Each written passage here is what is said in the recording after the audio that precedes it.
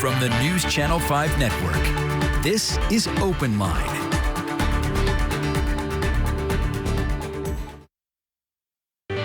Hello, everyone. Welcome to OpenLine. Glad you're with us tonight. We have a big topic. We are talking about the state of democracy in Tennessee. A new poll out indicates a small majority believe that January 6th was a legitimate form of political discourse rather than an insurrection. This poll also asked people who they believe won the presidential election in 2020. So we're going to talk about this poll. It's put out by the Tennessee Democracy Forum. We'll talk about what that is, a fascinating sort of group that is wanting to talk about democracy in Tennessee. And we have with us our guest, Emily Eichenthal. She's coordinator with the Tennessee Democracy Forum. Thank you for joining us, Emily. Thanks so much for having me. So you're via Zoom. We appreciate that, and you're coming to us. All right, so we have this poll, and I read the thing that stood out to me. A small majority believe that January 6th was a legitimate form of political discourse rather than an insurrection. Is that right? Is that what the poll found? Yeah, that's what the poll found. So I just, want to give you the facts. We asked people what came closest to their point of view. Was it that the events of January 6th were was a legitimate form of political discourse, or was it an insurrection?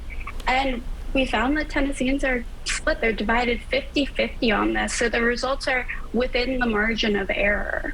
The results are within the margin of error. But it came out 51 said it was a legitimate form of political discourse. 49% said it was an insurrection. Is that right?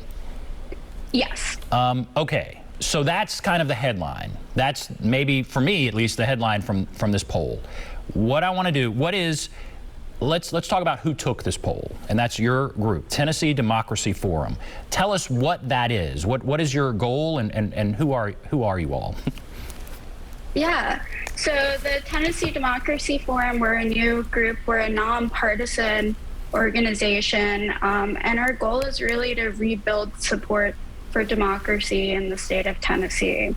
So I remember growing up reading about political figures in Tennessee like Howard Baker and Al Gore, and they certainly disagreed on the issues, but they had a fundamental respect for the Constitution and for democracy. And what we're seeing in these polling results is that it's eroded. I mean, the fact that Tennesseans are split on this fundamental question. And by the way, the other piece of polling that we put out today, as you said, was that Tennesseans are split on who was elected president of the United States in 2020. So these are big red flags for us. This is a flashing red light that we need to do something. So the Tennessee Democracy Forum is doing two things. The first is asking these questions. So conducting the poll, seeing where Tennesseans disagree, where they agree, and using that to guide the second part of the organization, which is hosting these conversations on democracy. So my parents always told me at the dinner table growing up that democracy was a participatory sport.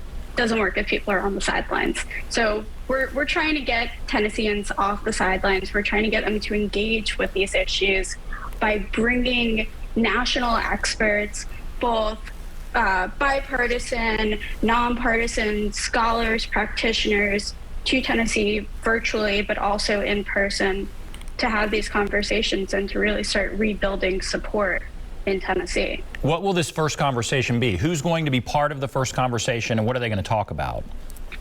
So the first conversation is a virtual forum. It is on next Thursday, the 26th, and we're bringing in former Governor Christine Todd Whitman and former Ambassador Norm Eisen, who founded something called the States United Democracy Center. And we're going to talk to them about four key issues. First, we're going to talk about the results of the poll and the implications of that. We're going to talk to them about accountability in elections. So accountability both for election deniers and insurrectionists. We're going to talk to them about election protection and how states can work together to ensure that our elections have integrity and that people believe in the integrity of the elections. They're going to talk about political violence prevention. So how do we make sure that a January 6th doesn't happen again? I mean, this was the first time in our history that the Capitol was invaded like that. We want it to be the last time in our history, too. And finally, we want to talk about truth in elections. So they're going to discuss ways that states are giving both elected officials but also the everyday people confidence in the elections and that they're getting the facts. And that's what's so critical, I think, now, is where do people feel comfortable getting their facts? I mean, facts are what's so important. And that's why, so we hear there's an organization that has this very lofty and important goal. You want to help democracy, make sure it's okay. And so the question that some might have right off the bat is, how do I know you're really bipartisan? How do I know you're not a Republican or a Democrat or something? How are you truly bipartisan coming into this? So we're inviting everyone to the table. Anyone who wants to join in this conversation and have a real discussion about the facts is welcome to join. We're bringing in people of both parties. So Governor Whitman was the Republican governor of New Jersey and was the EPA administrator under George W. Bush. Norm Eisen worked under the Obama administration as the ethics czar. They're leading this bipartisan organization where they have members of both parties.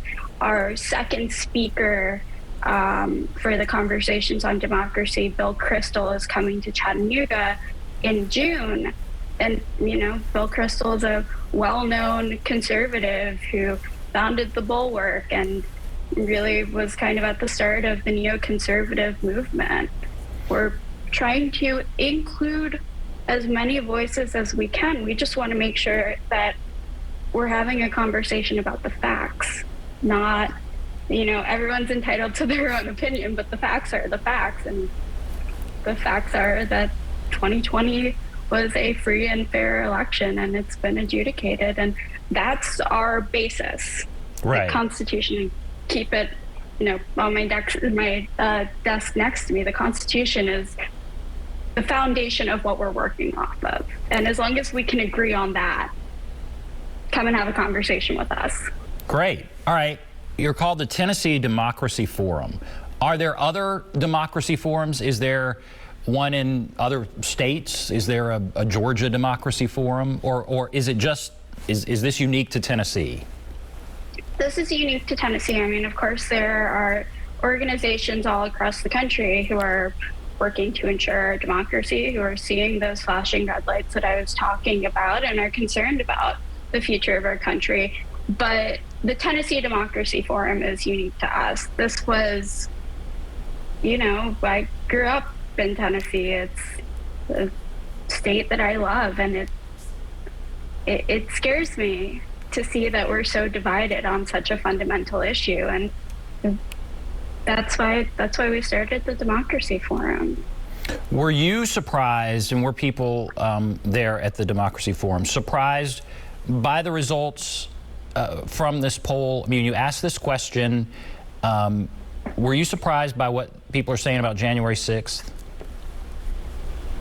Yes and no. I mean, we knew to a certain extent that people were divided. Obviously, that's the impetus for starting the conversations, starting the Tennessee Democracy Forum. I didn't know that it was going to be 50-50. I mean, that's half of the Tennesseans that vote. So we did this poll among 1,000 registered voters in Tennessee, and that's what they came back with. And I don't necessarily know that my surprise matters. What matters is that we do something about it.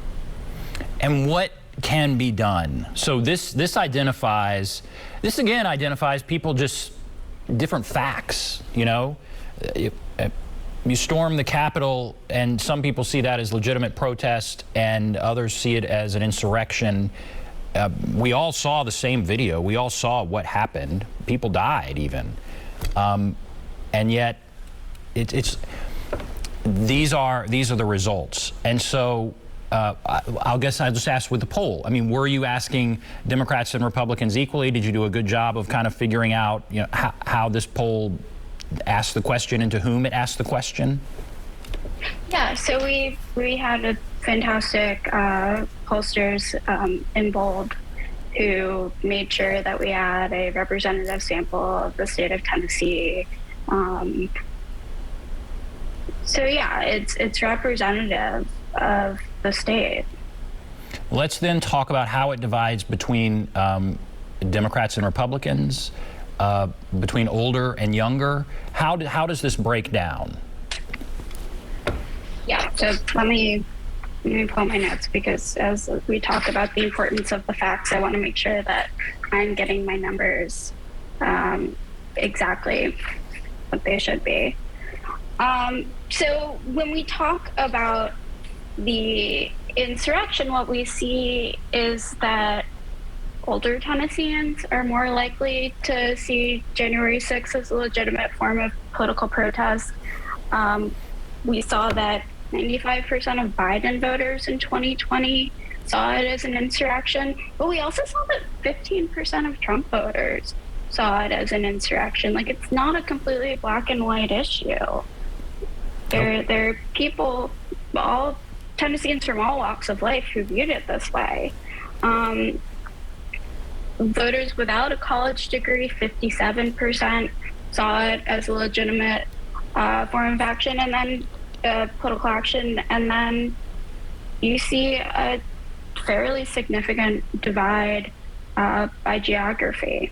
So we see 75% of urban registered voters in Tennessee saw it as an insurrection, 55% of suburban, and then 38% of rural voters. 38% of rural voters saw it as an insurrection? An insurrection, yes, that's correct. So the vast majority saw it as legitimate protest? Yeah. And so this encapsulates your mission, in a sense.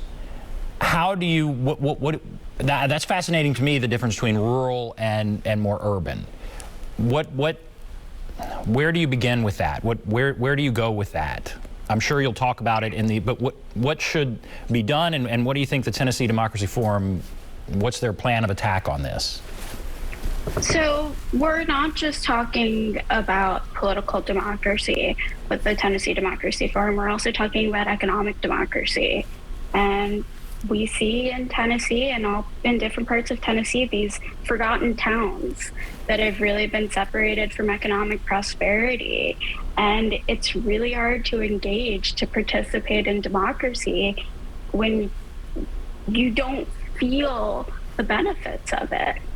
So we're not just bringing in speakers like Ambassador Eisen and Governor Whitman, we're also bringing in Lisa Mensa, who was the Undersecretary for Rural Development and really understands investing in rural America.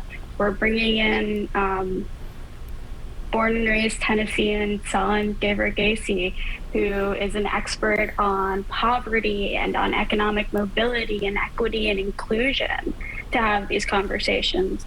As I said earlier, like, we really want to make this as big of a circle as possible. We want to invite folks in. We don't want everyone to come in who agrees with us. Like, the point of these conversations is just that. So the conversations are an hour long, and we're going to have an opportunity for the questions and answers at the end, because we want people to engage. Want people to engage. And all right, we have to take a break, and then I want to come back and talk about some of the other things in the poll. How many believe Joe Biden won the election? That's another question. And we'll break that down by party and by age and by geography. So we'll take a break. Be back right after this.